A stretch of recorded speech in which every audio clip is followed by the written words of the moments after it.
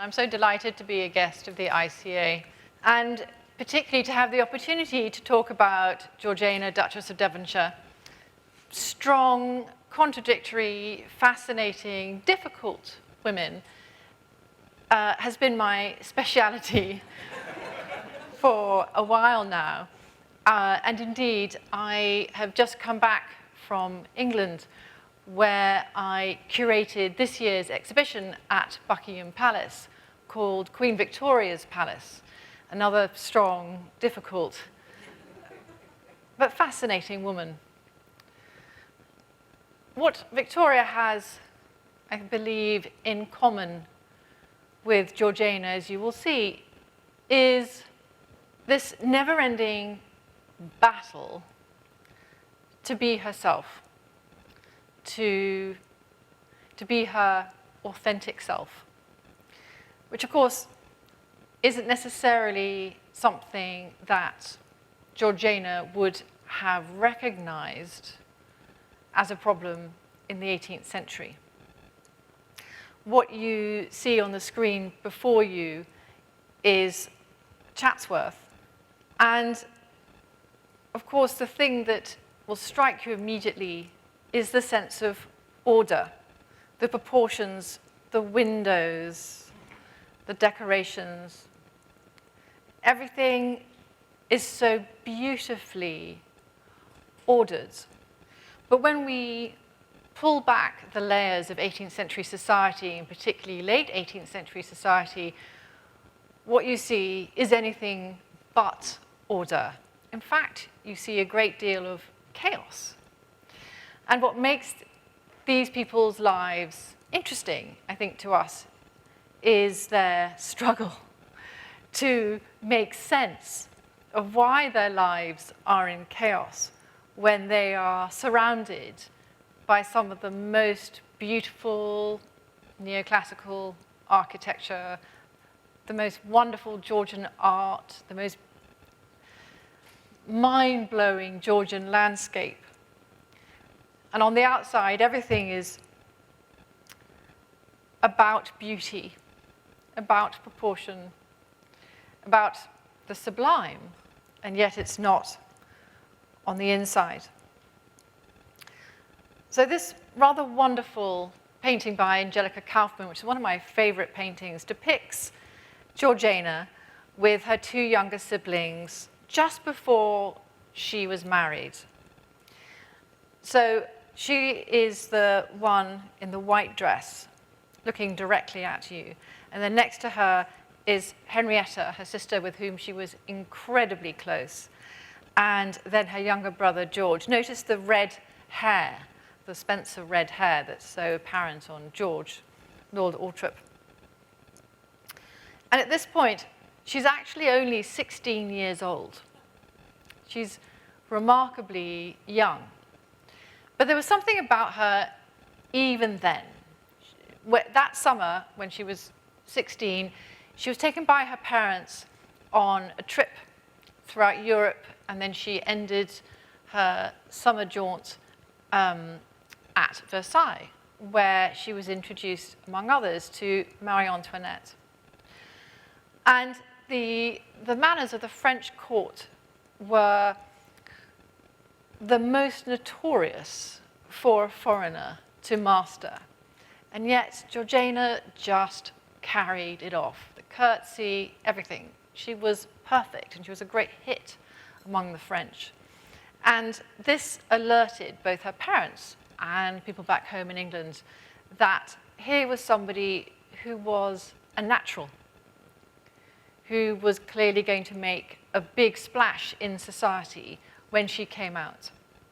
And the fact that the French liked her so much and that she immediately became great friends with Marie Antoinette just added to the sparkle and luster of this young girl.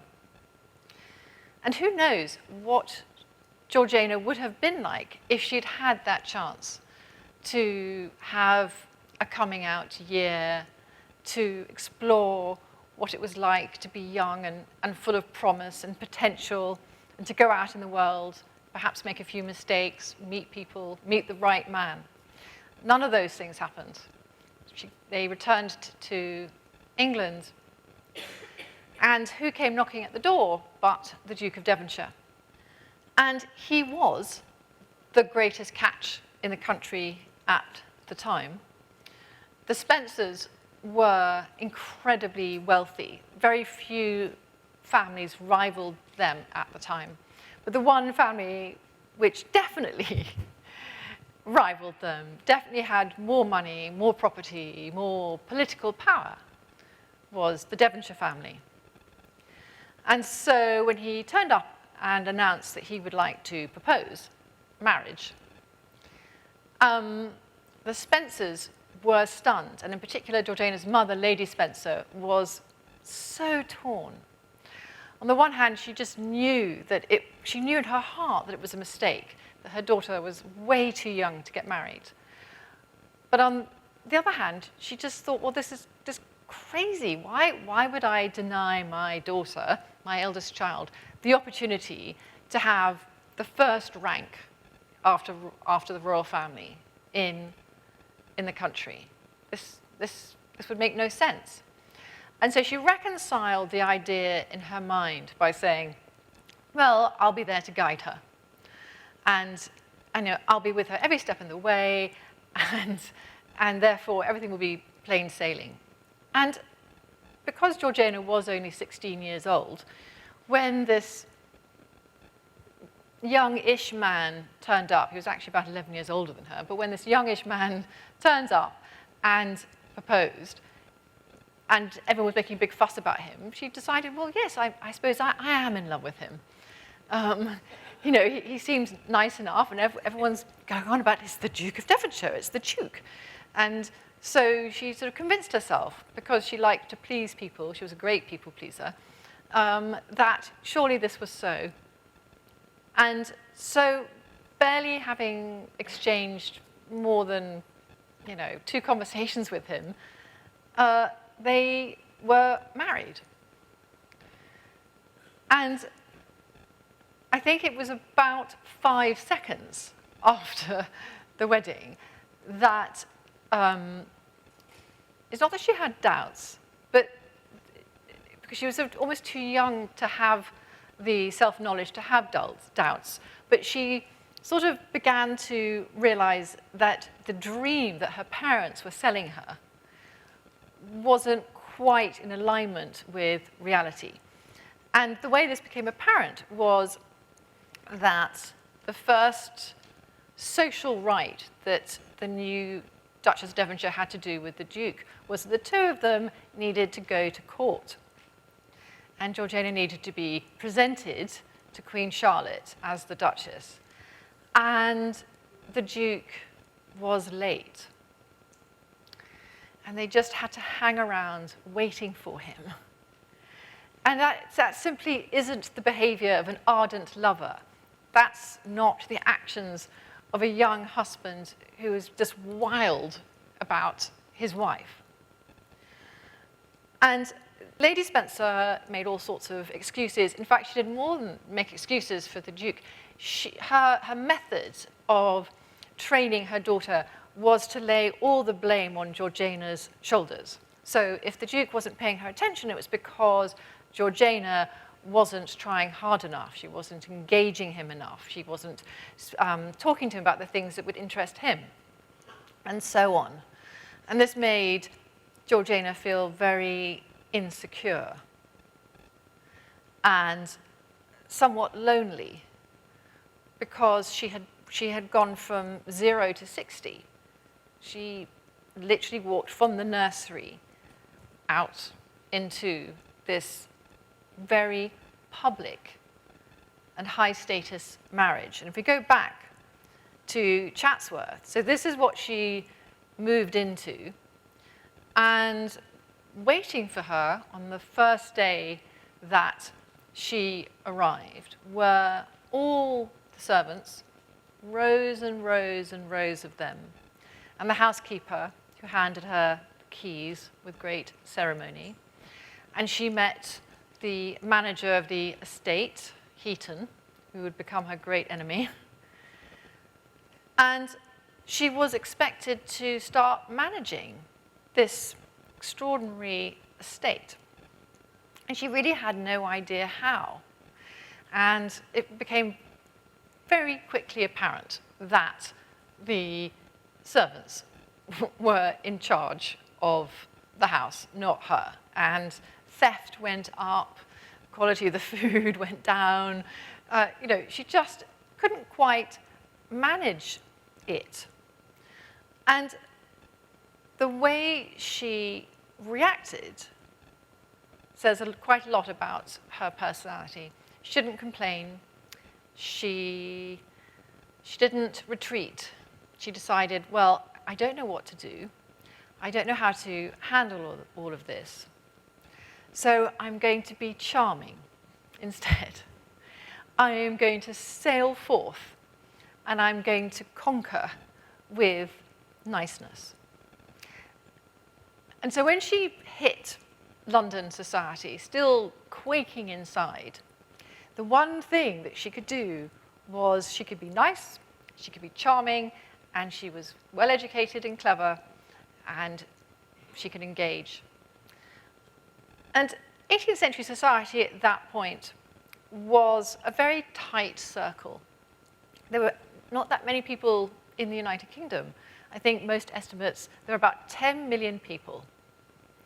10 million Britons in the United Kingdom.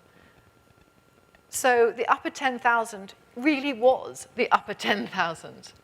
And of that, the ton, T-O-N, the highest echelons of society, no more than about 1,500. So everybody knew each other. And unlike, say, later on in America, where you would have different centers of power, centers of politics, centers of commerce, London really was it. Which meant that the actor David Garrick would be good friends with the artist Joshua Reynolds, who would be good friends with the Spencers, who would know the latest designers, who would be good friends with Richard Sheridan, the playwright. Everybody knew each other, and it had this sort of curious effect of creating this hothouse of ideas and fashion and art. And in walks this unformed girl who has a very bossy mother and an absent husband, who she knows everyone is expecting the Duchess of Devonshire to make her mark. And so she turned to fashion as a way of exploring what that mark was going to be. And literally, I think within a month of being in London in 1774, she had done that, and she did it by observing women's headdresses and their coiffures, and rather mischievously deciding that she would turn things upside down and start wearing 6-foot-tall feathers. So she walked into her first ball wearing the most enormous feathers. They were so tall, these ostrich feathers, that she'd managed to tie together, that she had to kneel on the floor of her carriage to fit them in. And she walked in, and there was this collective gasp at the sort of almost effrontery of this young, impudent girl, the new Duchess of Devonshire, who was wearing these extraordinary feathers. And then the next day, everyone rushed out to get her own. And there was such a run on feathers that apparently funeral feathers were being stolen and dyed different colors, any color other than black. And people began to take notice of her. What was she going to wear next? What color was she going to wear? And she loved this. This was something that she could do, and she had the money to really experiment with. So when she wore brown, not a particularly exciting color, she did it with a slight twist of puce in the brown, and it became known as the Devonshire brown, and suddenly everyone was wearing Devonshire brown. She tried a new kind of grey powder in her hair, and it became known as the Devonshire grey. And the more she tried these things, the more people took notice of her, the more they imitated her, the more newspapers began to write about her because she had come into public notice at a very important moment in 18th century history, which was the alignment of better roads with better communication, more efficient printing presses, greater literacy. And whereas 10 years before she had come out, there were 3 newspapers in London. Now there were 5 dailies, 6 weeklies, a dozen monthlies, and they needed something to write about. And there was the Duchess of Devonshire and her friends, because naturally she soon acquired a circle of friends. And the problem with this circle of friends, that was known as the Devonshire House Circle, was that very few of them were actually friends. They were, they were acquaintances, they were hangers-on, they were the wives of husbands who were friends with her husband, the Duke of Devonshire. So they all belonged to the same political party. They were known as the Whigs. And you could see them, you could roughly translate that into, say, the Democrats. So they stood against the power of the king. So they were not Tories. They were anti-slavery, pro-American, very much so, actually, and interested in opening up elections to a wider section of the electorate. And the interesting thing about this portrait is that it really is utterly fake. This is the inauthentic Georgiana. What you're looking at here is this marvelous 18th century portrait, this idealized portrait. She's looking at the she's looking at you, the viewer. She looks calm, she looks stately, she looks dignified.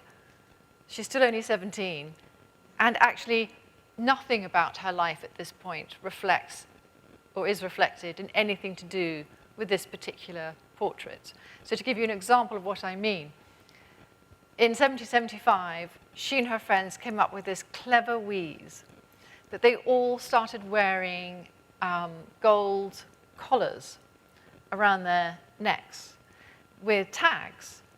And hers read, "If found, please return to Devonshire House." And she just thought that was incredibly funny, which it was, but also somewhat, tasteless. And then she thought of this other really clever idea, which annoyed people greatly, but then they sort of thought was funny and charming, which was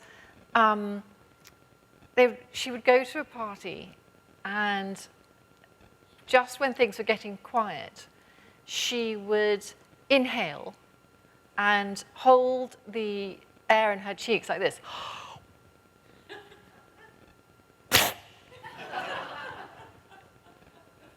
And people just thought this was hilarious. This was just marvelous. So these were the kind of juvenile things that Georgiana was getting up to. And her husbands were tolerated. And I think part of her behavior was an attempt to get his attention. And we know this because there is a recorded scene where her mother was visiting, and they were having tea, Lady Spencer and Georgiana, and the Duke walked in and sat down, and Georgiana got up and went over to him and sat on his lap to give him a kiss hello. And he didn't like public displays of affection at all from anybody. And so when she did that, he immediately stood up, and so she fell onto the ground with a plump. And then he just stalked out of the room. And people began to notice that this incredibly popular girl who everyone was imitating and had this great sense of style didn't seem to be loved by her husband. Everyone else loved her, but not him. And once people noticed that, the Duke became open season. And some of her friends thought, well, maybe I can capture him. And in 1778, the Duke had his first public affair with one of her friends, a woman called Lady Jersey. And I say public because he'd actually already been having an affair, even when they were married. He actually even had a secret daughter named Charlotte that Georgiana didn't know anything about. But when Lady Jersey turned up and they began having this very, very public affair throughout the summer, Georgiana couldn't help but notice.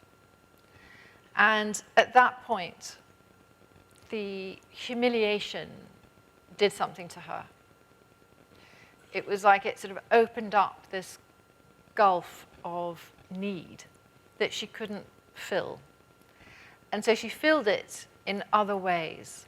And the first way she filled it was through the excitement of gambling. Everybody gambled in the 18th century. It was just a hobby. Everyone did it. So it wasn't, even her own parents did it. Her mother came from the Poyntz family, and the Poyntses were famous, allegedly, for having the Bible on the table, but the cards in the drawer. So, and her father was a great gambler. So it wasn't unusual for Georgiana to be at the gaming tables, but for her it was something else. And she very, very quickly became an addict. Because in those days they didn't have the word addiction. They could see if somebody was caught in the vice of gambling, but they couldn't name it. And if you can't name something, then it has a power that's so much greater than once you can readily identify it. And she started to rack up the most incredible debts. Debts that even now are just jaw-dropping. In today's terms, she began to rack up millions that she hid. And she would be chased by creditors, and people would start applying to the Duke. And he began to get suspicious and angry. "What's going on, Georgiana?" he would say. And she had the typical gambler's manner of dealing with it, was that she would confess to 1/10 of her debts. And there'd be a great fuss about paying them off, and she would promise never do it again, without having revealed the other 90%. So which would mean that nothing ever really got paid off. It was always just quietly getting bigger and bigger in the background. And as she became more frightened and nervous about the truth coming out, she developed a second addiction. She became bulimic. And again, they don't have the word for bulimia, but her mother would write to her about it, and so that's how we can identify it. And she would say, "No, darling, why do you do this? Why do you, binge on one day and then purge immediately afterwards? And it's this endless cycle. What makes you do it?" And Georgiana didn't know. She couldn't explain herself, but it took hold of her. And then from bulimia, she passed to drugs, because they had laudanum in those days. And she became a drug addict. So by the time she was 20, she was a gambling addict, a drug addict, and a bulimic. And childless. And of those 4 things, being childless was the worst. Because the Duke would not and could not pay off this vast mountain of debts that she was accruing until he had an heir. By the terms of the will, once he had an heir, then he could mortgage his estates, he could sell off land, but until then he was on a relatively tight budget. So the relation between them really began to deteriorate. And this is where Georgiana's life took a sudden and strange turn, which is that there she is in 1779, which is that she realized that if she couldn't find solace in her husband, and she couldn't have an affair with another man, because if she did, a divorce would ensue, and it was simply unthinkable in those days for a woman to have an affair in the 18th century before she had secured an heir to her husband's family. There were women. And she began to have these very passionate relationships with women. One of them was with Lady Diana Beauclerk, who drew this rather wonderful drawing here. Another was with Miss Mary Graham, whose portrait is in the National Gallery in Washington. And the most important, though, was with a woman called Lady Elizabeth Foster, Bess. Bess turned up in their lives in the early 1780s, where by this time there had been still no children for 6-7 years, and the Devonshires were at Bath, where Georgiana was drinking the waters in the hope that that would increase her fertility. And in walks Lady Elizabeth Foster into one of the places where Georgiana is drinking these spa waters. And she had this great tale of woe. She had been separated from her 2 sons by her father, by her husband, Mr. Foster. Her father had abandoned her, the Earl of Bristol, out of fury for her behavior, and she was living in penury in Bath. And unlike Georgiana, though, she was really, really, really good at fakery.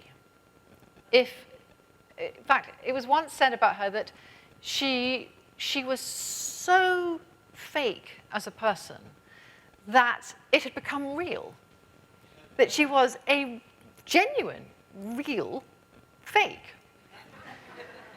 And it meant that she had this power of being able to, she couldn't please everybody the way Georgiana could make a great scene at a party, but she could please one person. She could make a study of that one person and make herself completely pleasing to him or her.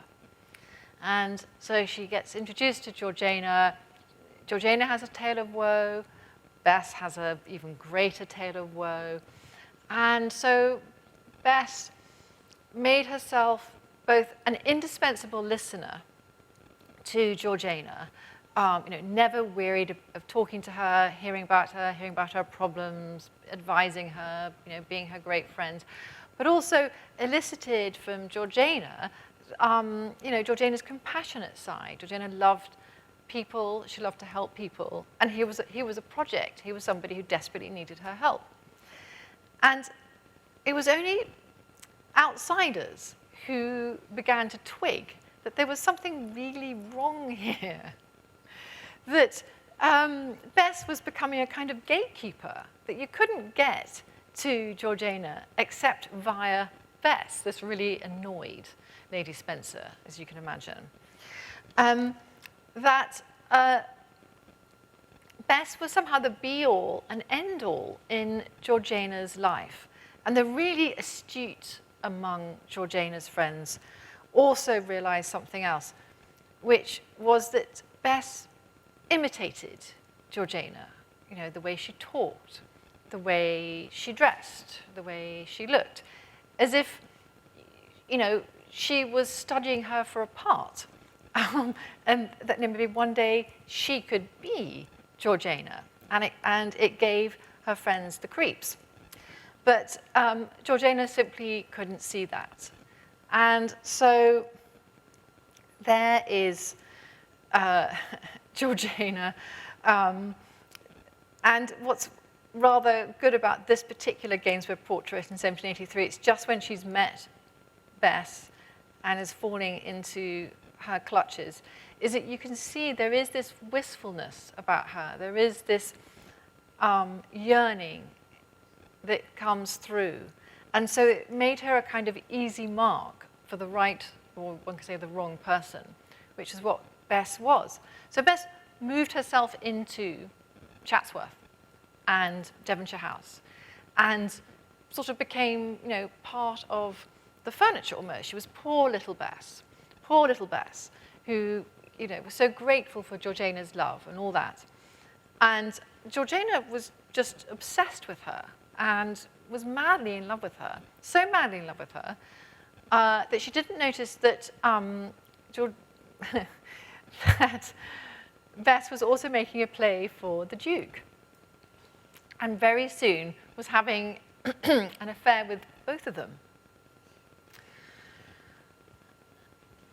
And this went on for quite a while, over a year, and during which time Georgiana finally became pregnant. And it's often been said that Georgiana was finally happy. She had somebody who loved her, and she stopped being anxious, and so finally became pregnant. But then Bess also became pregnant with the Duke's child, and at that point it all came out, and Georgiana was devastated, absolutely devastated by Bess's betrayal. And this is the reaction. It's a cartoon by Rowlandson, and you can just see as I said before, the chaos that now descends on Devonshire House. Georgiana's in the middle. She's the one with the blue hat. On the other side is her sister Harriet. And the Prince of Wales is there. And it's just, the measure, the measure of vice, as it were, just rose inexorably during the 80s. And it was as if there was a kind of it was like a juggernaut that was only going to head in one direction. And some people have wondered whether or not Bess, in her way, was kind of encouraging it. That, it was kind of part of a plan, that, she loved Georgiana, but it wouldn't be nice if Georgiana destroyed herself, and then, it would just be her and the Duke, and. And there was a point in the late 1780s where Georgiana's debts were so bad that the Duke did begin to talk about separation. And then a friend of the Devonshire House circle, one of those friends, did say to Bess, a man called James Hare, took her aside and said, if it turns out that you are in any way instrumental to Georgiana's banishment or being separated from the Duke, you realize that no one would ever receive you. And that made Bess sort of realize which side her bread was buttered on, and then she worked quite hard for reconciliation, and there was. And so the three of them sort of continued in their somewhat uneasy ménage à trois. They were frequently jealous of each other. In a threesome, you could never really be quite sure who was the outsider. Sometimes it was the Duke, sometimes it was Georgiana. And more frequently, often, it did seem to be Georgiana. And she felt, the Duke and Bess had each other, but who did she really have that was hers that she didn't have to share? And she was 36. She, at this point, had produced 3 children, including the heir. And she fell in love with a young man called Charles Grey, who was 7 years her junior. Amazingly handsome. One day he'd become Prime Minister. Earl Grey with the Reform Bill. So had a great future ahead of him. But at the time, he was this passionate, he was young, and he was full of ideas. And she just fell so hard for him. They started having an affair, and then she became pregnant.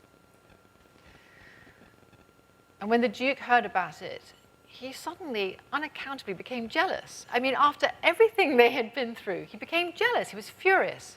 And he gave her an ultimatum. He said, look, you have to make a choice. Either you give up Grey, and the baby that you're carrying. You'll never be able to see it again.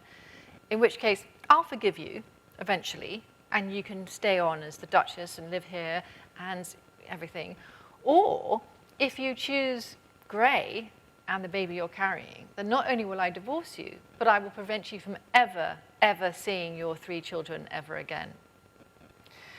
And so Georgiana made the difficult decision to give up Grey and the baby she was carrying.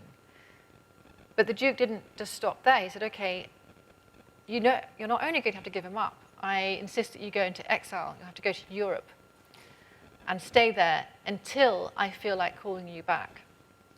And at this point, it looked as though Bess was going to win, that Georgiana had indeed destroyed herself, and she was going to be safely out of the way in Europe, and she was going to have everything she wanted. And then something really extraordinary happened, which is not that somebody took her aside or anything, but she just suddenly realized how much she loved Georgiana. And that all the years that she had spent being jealous of her and sometimes undermining her, whatever, had been a tragic waste of time, because in fact Georgiana had always been there for her. And so she turned around to the Duke and said, you know what, if you're going to banish Georgiana, then I'm going to go too. I will go with her to Europe, and I will not come back until you allow her back as well. And he was so shocked that he sort of tried to call her bluff and said, fine, off you go. And so off they went. And Georgiana, being Georgiana, and she was so popular, quite a few of her friends went with her as well. And they had, and they sort of went around Europe. They visited Marie Antoinette. They went to stay with Edward Gibbon for a while. She obviously missed her children dreadfully, but she always had friends, or wherever they went. And eventually he did relent, and they were both allowed back. But by this time, we're now talking the mid-1790s, and times had changed. The Whigs were not only out of power, but disgraced as a party. And Georgiana herself, had suffered a great social disgrace. Everyone knew what had happened. And she was no longer the great Duchess of Devonshire. She was just a woman approaching her 40s who had got into trouble and was now back, having to negotiate a new social scene. And many people at this point would have just given up. And lots of people thought that she would just retire to the country and never come to London because she was a bit of a social embarrassment now. And this is what makes so many people love Georgiana, is, as you can see from this portrait of her, the famous portrait by Gainsborough, if you look at that raised eyebrow, is that there was much, much more to her than even she knew in the beginning. And that in her hour of total emotional distress, she did a reckoning and said, what am I responsible for? What have I done?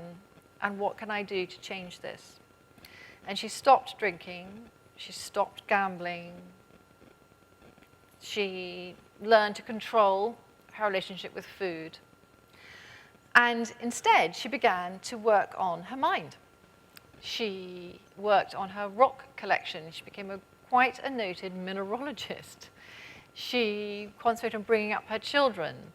She concentrated on helping to bring the Whig Party back together again. And at the turn of the century, after 1801, this became a real possibility, that the Whigs could finally get back into power after being outcasts since 1784. And in 1806, the Whigs did come to power, and Georgiana became the official hostess of the Whig Party. She held this great dinner, and 6 weeks later, she died. But it was one of those lives where instead of being a cautionary tale, it's actually an illustration of how it is never too late to be the person that you could have been. That this young girl who was born to everything and married into even higher things, who then proceeded to throw almost all these advantages away for understandable reasons. When she had finally done that and had only herself left, slowly and gradually made those steps to what we now call authenticity, to discover who she was really and what she could genuinely achieve, and went out on a high. And she was one of the few working mothers at that time, as it were, who could do that. She repaired her relationship with her children to such an extent that the day after she died, her eldest daughter, who was also called Georgiana, known as Little G, wrote and said, "Oh, my dearest, my darling departed mother, you who loved me so tenderly, I wanted to throw violets on your bed as you had thrown sweetness throughout my life, but they would not let me."